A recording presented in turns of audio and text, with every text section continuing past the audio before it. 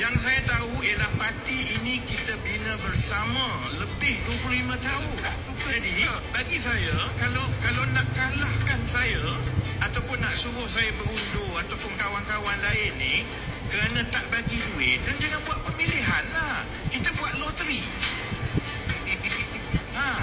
Siapa yang boleh bagi loteri lebih besar, kamulah jadi timbalan presiden ke, naik presiden ke, buat apa kami buat masa kan?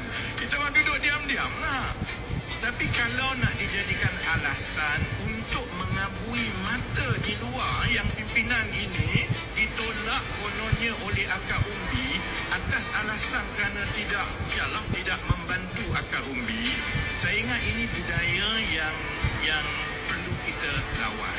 Saudara-saudari tahu, saya dekat sini, bila saya dah duduk atas pentas dan bercakap terbuka begini, saya rasa saudara-saudari dah tahu, saya dah tak makan saman lah. Saya bukan peduli pun menang kalah. Baik, teman-teman rakyat Sabah, tolong Atan boleh seperti biasalah, tolong share, repost dan juga viralkan video kali ini. Sebab ada sesuatu yang kita nak sampaikan kepada rakyat Sabah. Boleh kan? Rakyat Sabah seharusnya dan semestinya rakyat yang bijak, tahu menilai mana yang baik, mana yang buruk. Saya akan ulas isu daripada ucapan dalam podcast Rafizi Ramli. Sekarang ini pemilihan parti PKR di peringkat jawatan-jawatan yang tinggi, termasuklah timbalan presiden, termasuklah yang di bawah-bawah ni, naib-naib presiden dan sebagainya. Kali ini Rafizi dengarnya akan ditentang oleh Nurul Izzah Anwar, anak kepada Anwar Ibrahim PMX. Baik, timbul pula satu isu baru. Isu ini bukan isu barulah, sudah lama sebenarnya. Tetapi kali ini lagi membarah, lagi menjadi virus. Apa dia? Kononnya ada pemberian duit-duit kepada golongan-golongan tertentu. Siapa yang undi, orang ini akan diberikan habuan. Penggunaan duit lah. Dalam arti kata yang lain, ini rasuah pemilihan dalam parti PKR. Apa yang Rafizi nyatakan tadi, satu kenyataan yang jelas.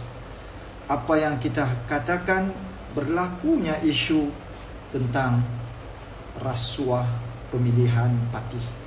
Bak kata Rafizi, kalau tidak mau benda itu berlaku dengan baik, PKR ini buat seperti buat cabutan loteri. Lagi teruk kan cabutan loteri.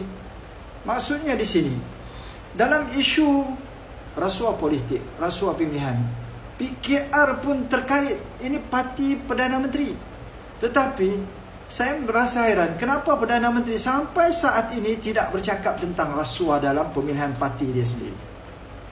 Yang kedua, kenapa sampai saat ini Perdana Menteri tidak bercakap tentang rasuah adun-adun GRS di bumi Sabah?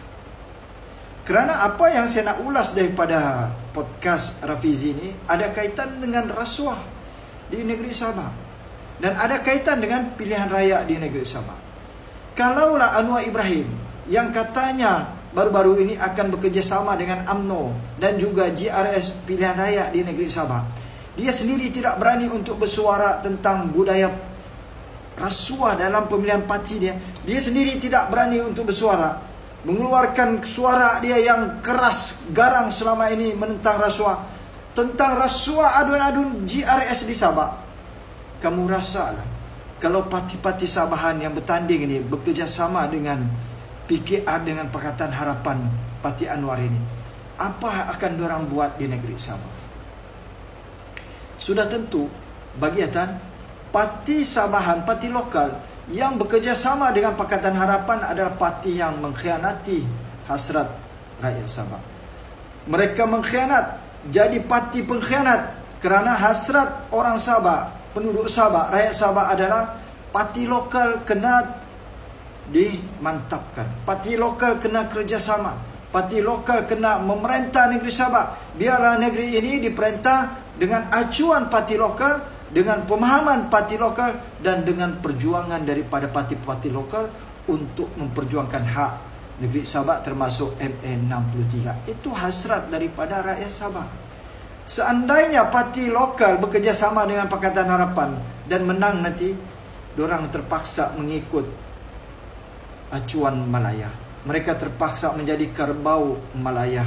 Maka tuntutan hak-hak Sabah tidak akan dapat dibuat. Seperti mana JRS pada hari ini. Apa perjuangan Haji G dengan JRS dalam menuntut hak MA63? Ada kita dengar? Tiada. Justru itu peri pentingnya hashtag selamatkan Sabah. Kita pastikan parti lokal tempatan, yang jiwanya tempatan, yang tidak tunduk dengan Malaya, yang keras, yang tidak ada toleransi pasal tentang hak negeri Sabah, sudah pasti daripada parti warisan yang perlu kita undi. Kalau kita nak harapkan JRS, habis 4 tahun ini, MA63 pun kita tidak dengar daripada Haji G apa yang dia perjuangkan. Sebab itu saya katakan, mana-mana parti lokal yang akan bekerjasama dengan Pakatan Harapan untuk pilihan raya ke-17 adalah pengkhianat. Dan patut pengkhianat ini rakyat Sabah hukum dengan tumbangkan mana-mana parti yang bekerjasama dengan Pakatan Harapan. Apa kata dan pendapat rakyat Sabah? Tolong komen.